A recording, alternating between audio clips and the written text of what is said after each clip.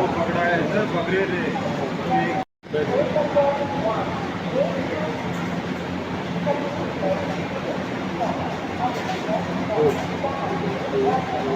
तो भाई आप इमेजिन कीजिए कि आप अपने दोस्तों के साथ कहीं ट्रिप पे जा रहे हो और आप ही के पास सबसे कम पैसा है। ठीक है, मान के चलो, इमेजिन कीजिए आप, और कहीं आप अपने दोस्तों के साथ ट्रिप पे जा रहे हो और ट्रिप से जाने से पहले आप सब कुछ रेडी करके रख रहे हो, आपका रिजर्वेशन वगैरह सब हो चुका है, और उसके बाद वो दिन आता है जब आप ट्रिप पर जाते हो। ट्रिप पर जाने के पहले दिन ही, आखिरी दिन की बात नहीं कर रहा, और जाने के पहले दिन ही आपका कोई फ़ोन वगैरह कोई चोरी हो जाए, तो उस समय में आप क्या करोगे? सेम मेरे साथ भी वैसा ही हुआ है। तो काफ़ी लोगों ने उसके बाद सवाल पूछे है कि ये कैसा हुआ, क्या हुआ। तो बात करते हैं ये हुआ कैसा। तो भाई, हमारी जो ट्रिप थी वो 23 मई 2025 को स्टार्ट होने वाली थी। उसी दिन की ट्रेन थी। ट्रेन नंबर था 1272 12721, और ट्रेन का नाम था दक्षिण एक्सप्रेस। और अपनी नियरेस्ट रेलवे स्टेशन के पास गया था मैं, जो कि पांडुरना रेलवे स्टेशन है, वहीं से मैंने अपनी ट्रेन ली थी। और ये मैं फर्स्ट टाइम रिजर्वेशन करके जा रहा था। बाकी जितने भी आपने मेरे पुराने वीडियो देखे होंगे, जितने भी मैंने ट्रैवल किया आज तक, सब जनरल में मैंने ट्रैवल किया। आज मैं फर्स्ट टाइम मैं किसमें रिजर्वेशन करके मैं ट्रैवल करने वाला था। फिर भी मैंने अपने दोस्तों को बोला था कि जाने से पहले कि पता नहीं आज मेरे को ऐसा क्यों महसूस हो रहा है कि मतलब मैंने इतना जनरल में ट्रैवल किया, अकेले किया है लगे तो मुझे कभी डर नहीं लगा, लेकिन आज पता नहीं मेरे को डर सा लग रहा है थोड़ा सा। लेकिन उस बात को थोड़ा सा नज़रअंदाज करके हम ट्रेन में चढ़ ही गए। हमारी ट्रेन थी लगभग 11:30 बजे की, दिन के 11:30, हाँ, दिन के 11:30 बजे की ट्रेन थी। हमने अपनी ट्रेन ली, सब कुछ जैसा का वैसा चल रहा था। फिर 5 साढ़े 5 बजे हमारी ट्रेन पहुंची भोपाल जंक्शन। वहाँ पे हमें किसी से मिलना था, तो हमने मिल भी लिया। वहाँ से एक आदमी चढ़ा ट्रेन में, हमारी कोच में। उसका रिजर्वेशन नहीं था, उसके साथ एक छोटा बच्चा था, 4 साढ़े 4 साल का। लेकिन वो बच्चे की खासियत ये थी कि वो बोल नहीं पाता था वो बच्चा। तो जब भी उसे कोई नई चीज़ दिखती थी तो वो ऐसे बोल नहीं पाता था, तो वो चिल्ला के बताता था पापा, अपने पापा को, कि मतलब ऐसे करके वो चिल्ला के बताता था। उसको बोलना नहीं आता था। तो वो काफ़ी चिल्लाता था जब भी उसे कोई नई चीज़ ऐसी दिख गई कि जो उसने आज तक देखी नहीं होती, तब वो चिल्लाता था। उसका रिजर्वेशन नहीं था। तो फिर रात के 7-8 बजे वो बच्चा सोने लग गया। तो वो हमारे पास एक सीट खाली थी, मतलब हम वैसे 4 सीट थी हमारे पास, 4 लोग थे हम। तो हम एक ही सीट पे बैठे हुए थे। तो वो आदमी आया मेरे पास और बोले, भैया मैं इसको सुला दूँ, बोले सी आपकी सीट पर। तो मैंने बोला कोई दिक्कत नहीं, सुला दो 2-3 घंटे के लिए। तो उसने अपने बच्चे को सुला दिया, और फिर 10 10 साढ़े 10 बजे वो उठ गया वो बच्चा, मतलब 2-3 घंटे की नींद लेके। तो उसके बाद वो बच्चा उठ गया, फिर हमने खाना वाना खाया, हम अपने सीट पर जाकर सो गए। तो जब मैं सोने गया तो उससे पहले मैंने उसको कहा था, उस आदमी को, कि भैया बोला अगर उस बच्चे को अगर नींद आ जाती है तो मुझे बोल देना, तो मैं उसको सुला दूंगा बोला। तो वो बोले नहीं नहीं अभी नहीं सोता बोले। मैंने बोला फिर भी बच्चा है, अगर नींद आ जाएंगी तो मेरे को बिंदास उठा देना, हिचकिचाना मत, मैं सुला दूंगा बोला। अब उसने हाँ कर दिया, और वो ज़ोर ज़ोर से चिल्लाता था। अब मैं अपर बर्थ में था, मेरा दोस्त एक दोस्त मिडल बर्थ में था, और एक लोअर बर्थ में था, और एक दोस्त था मेरा जो सबसे मतलब मेरे फ्रंट में अपर बर्थ में था। तो खाना वाना खाया, हम सो गए। फिर 1-1:30 बजे आगरा स्टेशन आया। आगरा स्टेशन से कुछ पैसेंजर उतरे, उसके बाद कुछ नए पैसेंजर आए भी ऊपर। तो उस बच्चे का चिल्लाना वो चालू ही था, म्हणजे 5-5 मतलब 5-5 10-10 मिनट के बाद उसे कुछ नई चीज़ दिखती थी तो वो चिल्लाता था। तो उसके कारण हमें नींद नहीं आती थी। खैर मेरी तो छोड़ो, मुझे उससे कोई शिकायत नहीं थी। खैर बच्चा है, क्या ही करेगा, उसको बोलना थोड़ी ना आता था। तो ऐसे ही करके हम मथुरा जंक्शन पहुंच गए, और मथुरा जंक्शन से भी कुछ लोग उतरे और कुछ नए लोग चढ़ गए। उसके बाद मेरे एक दोस्त ने उस अंकल को कह दिया, उसके पिता को, कि भैया बोले हमें सोने नहीं दे रहा, बोलिए ज़ोर ज़ोर से चिल्ला रहा है। तो फिर उसके पिता को भी थोड़ी सी गिल्टी सी फील हो गई, और हम ये मतलब मेरा दोस्त कहकर वो सो गया। अब मुझे भी नहीं पता उसने कब ये कहा तो। और फिर मैंने क्या किया, अपना फ़ोन चार्जिंग पर लगाया और मैंने अपने पैरों के नीचे रख दिया। और मेरी नींद तो ऐसी है कि मेरे को अगर हल्का सा भी कोई अगर टच करता है ना कोई बंदा, तो मेरे को जल्दी नींद खुल जाती है। एकदम मतलब कुत्ते की जैसी नींद है, कि जैसे मतलब कुत्ते के पास भी अगर कोई गया तो कैसे वो जल्दी से उठ जाता है। तो मेरे को हल्का सा आवाज़ भी या हल्का सा कोई भी इशारा होता है या ऐसा कुछ महसूस होता है कि मैं मतलब कुछ ना कुछ होने वाला, तो मेरी जल्दी नींद खुल जाती है। तो मेरे को पता था, अपनी नींद पर मुझे विश्वास था कि मैं उठ जाऊंगा। तो उसके बाद भाई मैंने उस मोबाइल पर फ़ोन पर पैर रख दिया। ठीक है। फिर कुछ देर बाद मेरे जो मिडल बर्थ में जो मेरा एक दोस्त था उसने मेरे को उठाया। तो बोलते मोबाइल दे दे, बोलते मेरे पास। अब मैं भी थोड़ा सा नींद में था, तो मेरे को क्या लगा कि वो ऐसा बोल रहा है कि मैं जैसे वो दिन में भी सो गया था और रात में 11-12 मतलब 12-1 बजे तक भी सो गया था। तो मेरे को ऐसा लगा था कि वो बोल रहा है कि अभी तुम सो जा, मैं आपके मोबाइल देखता हूँ। तो मेरे को भी वैसा लगा कि अभी तक ये सो गया था बंदा, तो ये अब हमारे मोबाइल ये देखेंगे, वैसे ज़रूरत तो नहीं थी देखने की। तो मैंने उसको ऐसे ही मोबाइल दे दिया, चार्जिंग पर ही। अब उस बंदे ने अपना मेरा फ़ोन चार्जिंग से निकाला, उसका फ़ोन चार्जिंग पर लगाया, बैग के नीचे रख दिया, और मेरा फ़ोन भी वहीं पे रख दिया उसने, बिना चार्जिंग का वहीं पे ही रख दिया, उसके बैग के नीचे मिडल बर्थ में, और मैं अपर बर्थ में था। तो वो जो फिर मैं तो बिंदास सो गया 20 मिनट, मतलब 10 मिनट में फिर मेरे को नींद आ गई और फिर मैं बिंदास सो गया। तो फिर भी मेरी नींद ऐसी कि 20 मिनट बाद खुल ही जाती थी। सोया, 20 मिनट बाद उठ के देखा तो मोबाइल देखा तो गायब। भाई मैंने बोला ये क्या हुआ, चार्जर वैसे के वैसे ही थे, मोबाइल वैसे थे, मतलब मोबाइल गायब हो गए थे। फिर मैं तो 50% समझ गया था कि मोबाइल यहाँ से अब गायब हो चुके हैं, अभी कुछ नहीं होने वाला, 50% समझ गया था। फिर भी मैंने बोला अपने दोस्तों को पूछ के देखता हूँ। मैंने उसको उठाया, मिडल बर्थ वाले को, तो बोला मोबाइल कहाँ है, वो बोलते चार्जिंग पर है। मैंने बोला कहाँ है बता। तो मोबाइल उसमें, वो भी एकदम से उठने लगा, शौक में होगा कि यार मैंने तो मोबाइल यहीं पे रखा, एकदम हड़बड़ाहट में उठ गया। मैंने बोला टेंशन मत ले, मोबाइल अपने होंगे कहीं ना कहीं, अब उसको थोड़ी ना बताओ कि चोरी हो गए एकदम से। मैंने बोला आराम से पहले उठ जाए ढंग से। फिर मेरे को तो पता था कि मोबाइल चला गया और वो कुछ मिलते नहीं है, मैं ना कोई पैनिक में आया ना कुछ। मैंने बोला अब जो गए हुआ वो हो रहे दे, आगे का आगे देखेंगे।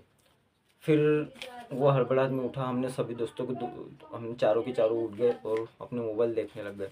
ये जैसे भी मोबाइल, मैं एक जगह पर बैठा था, मैं एक जगह, मेरे को पता था मोबाइल मिलता नहीं, ये सभी लोग, तीनों लोग ढूंढने लगे मोबाइल को। और जैसे तीनों लोग मोबाइल को ढूंढने लगे, एक बंदा गेट पर बैठा था, अपना फ़ोन यूज कर रहा था, रात का समय था। उसके पीछे उसके दो दोस्त थे।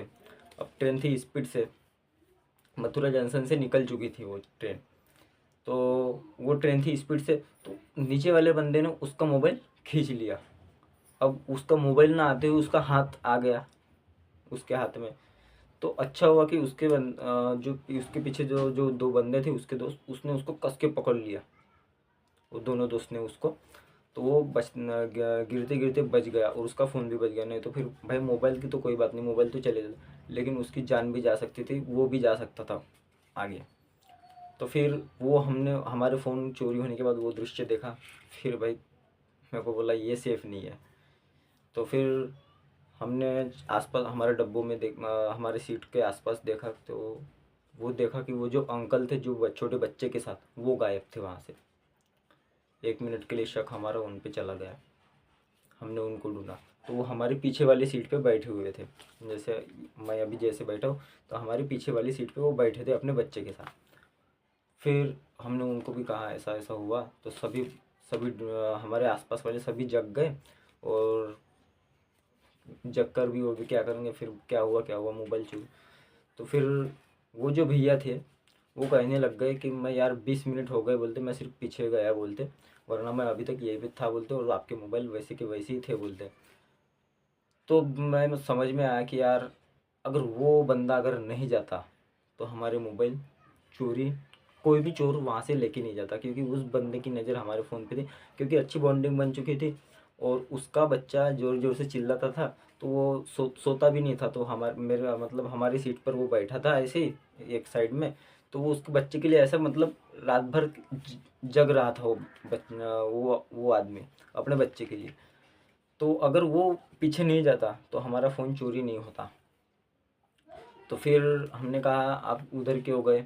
तो बोले यार मेरे को ऐसा लगा, बोले कि अब मेरे को पता नहीं था कि वो मेरे दोस्त ने उसको वैसा बोला कि ये चिल्ला रहा है। तो फिर वो मेरा दोस्त कहने लगा कि मैंने कहा था बोलते इनसे कि ये बच्चा चिल्ला रहा है आपका और हमें नींद नहीं आ रही करके, तो हमें परेशानी हो रही है। तो तभी वो 10 मिनट बाद, जब उसने कहा तो 10 मिनट बाद वो उधर चला गया, भाई बोला। और जब वो 10 मिनट में उधर गया तो बस 15 से 20 मिनट के अंदर ही वो फ़ोन हमारे चोरी हो गए, क्योंकि हमारे साइड आसपास के सब सो गए थे, सिर्फ वो अकेला जग रहा था। और जो जग रहा था वो भी पीछे चला गया था। तो भाई बोला अब क्या है, इसका मतलब मोबाइल को जाना ही था, चला गया। इतने समय से वो गया नहीं वो बंदा पीछे, और अभी 15 मिनट हो गए वो पीछे गया और इधर मोबाइल चोरी हो गया। खैर बोला, और आखिर वो मेरा फ़ोन भी मेरे पास ना होते हुए मैंने उसको दे दिया अपने दोस्त के पास, और वो भी बिंदास सो गया। अब भाई मैंने बोला ये चीज़ जाने वाली थी, अब कुछ हो नहीं सकता। हम दिल्ली पहुँचे, दिल्ली पहुँचने का वेट किया, सुबह 5 साढ़े 5 बजे हम दिल्ली पहुँच चुके थे। दिल्ली पहुँचने के बाद हमने बोला अब क्या करें, शांत माइंड से पहले हम फ्रेश वगैरह हुए। फिर हम गए वहाँ के रेलवे पुलिस के पास। रेलवे पुलिस के पास जैसे भी गए, हम गए तो हमारे पहले एक बंदा था वहाँ पर रिपोर्ट लिख रहा था, अपनी कंप्लेंट लिख रहा था फ़ोन की। फिर हम गए, हमारे भी 2 फ़ोन चोरी गए, ऐसी कंप्लेंट लिखनी थी। फिर हम मैं कंप्लेंट लिख ही रहा था, ये देखिए कंप्लेंट भी लिख चुका हूँ मैं। उनका ये राकेश कुमार हेड कांस्टेबल था, उसमें इनका जो थप्पा भी लग चुका है और सिग्नेचर भी इसमें हो चुकी है। सब इसमें फिलअप है कि कौन सा नंबर था उसमें, क्या नहीं, कौन से फ़ोन थे, सब डेट वगैरह सब इसमें फिल की हुई है। जब हम दो गए, हमारी आधी रिपोर्ट कंप्लीट हो ही रही थी, फिर से 2 बंदे आए केरला के। एक का आईफोन चोरी गया था और एक का वन प्लस फ़ोन था। तो भाई एकदम से पुलिस वाला एकदम से चिल्लाने लगा है उन पर, वो अपने जेब से फ़ोन निकाल, ये मेरा भी फ़ोन चोरी हो गया बोले। अब भाई मैंने बोला ये क्या चीज़ है भाई, पुलिस वालों का काम क्या होता है भाई, ढूंढो ना तुम। और आपके रेलवे स्टेशन पे हर दिन इतने फ़ोन चोरी हो रहे, तो आप कर क्या रहे? क्या आपकी भी तो साझेदारी कुछ उनके साथ मिली भगत तो नहीं है? तो फिर मेरे भी माइंड में एक समय के लिए वो आया, फिर हमारी कंप्लेन हमने लिख दी, उनकी वो लिख ही नहीं रहा था केरला वालों की। फिर एक बंदा आया ग्वालियर का, एकदम हड़बड़ाहट में, मतलब तेज़ी से सर, और अच्छा बॉडी बिल्डर था वो, इतना बॉडी बिल्डर था। जब उसने अपना पेन पकड़ा ना रिपोर्ट लिखने के लिए, तो एकदम मतलब उसकी जो हाथ की नसें है वो बाहर निकले भी, इतना बॉडी बिल्डर तगड़ा बंदा था वो। भाई जैसे भी वो आया तो पुलिस वालों को लगा कि इसकी रिपोर्ट लिखना पड़ेगा, तो भाई उसकी रिपोर्ट पहले लिखने लग गए। फिर वो केरला वालों की भी रिपोर्ट उसी ने लिखवा दी, उस बंदे ने, ग्वालियर वाले, वो गाजियाबाद जा रहा था। तो भाई सब ये हमारे फॉर्मेलिटी कंप्लीट कर दी, एक रिपोर्ट ऐसी वाली उन्होंने रख दी, और एक हमारे पास दे दी उसने। बोले एक ऐसा नंबर दो जो फ़ोन मिलने के बाद आपसे कांटेक्ट किया जाए। तो हमने वो नंबर दे दिए। बाकी हमें तो पता है कि ये मिलता नहीं है, कुछ नहीं होता। फिर हमारे माइंड में आया कि भाई ये कार्रवाई करने वाली नहीं है कुछ। उसके बाद भाई हमारा सब सॉल्यूशन होने के बाद एक छोटी बच्ची गुम हो गई थी, एक आदमी उसको पुलिस स्टेशन लेके आ गया। तो मैंने बोला हर दिन ये हो कैसा रहा है यहाँ दिल्ली रेलवे स्टेशन पे, और ख़ासकर दिल्ली में। तो दिल्ली के बारे में वैसे काफ़ी ज़्यादा सुना था, क्योंकि वो जो भैया थे ट्रेन में मिले थे हमें, उनके जिनके पास छोटा बच्चा था, उन्होंने भी हमारा फ़ोन चोरी होने के बाद काफ़ी सारे किस्से यूपी, हरियाणा और दिल्ली के और बिहार के बारे में बताए कि यहाँ कैसा कैसा होता है चोरी के मामले में। भाई मर्डर हो जाते हैं यहाँ पे, सीधा आपको गोली मार देंगे, अगर आपको पहले रोक देंगे, गोली सीधा बंदूक तान देंगे आपके सर पर और बोलेंगे आपके पास जो भी है हमें दे दो। तो ऐसे केस ये आम बात है वहाँ पे। फिर उसके बाद थोड़ा हमें वो एरिया अनसेफ सा लगने लग गया। फिर हम 3 होते हुए दिल्ली पुलिस में गए। हजरत उस वहाँ से नियरेस्ट रेलवे स्टेशन अपना सॉरी पुलिस स्टेशन था हजरत निजामुद्दीन रेलवे स्टेशन बार बार आ रहा पुलिस स्टेशन। तो फिर वो वाले पुलिस स्टेशन में गए हम, उनको कहा ऐसा ऐसा हुआ है सर। तो बोले आपने कंप्लेंट कहाँ लिखी? तो मैंने बोला रेलवे पुलिस के पास। तो बोले वो अब जो भी करेंगे वही करने वाले हैं बोले, हम तो कुछ कर नहीं सकते बोले उसमें।